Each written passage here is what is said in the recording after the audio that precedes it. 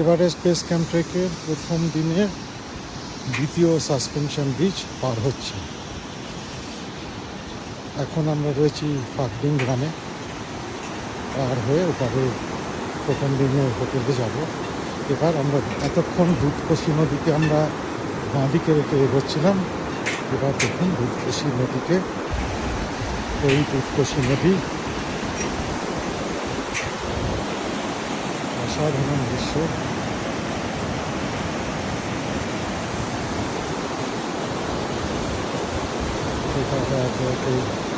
পার হয়ে আসেন।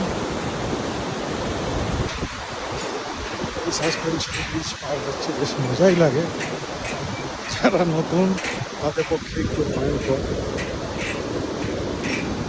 দুধকোশি নদী পার হয়ে গেলাম আমরা।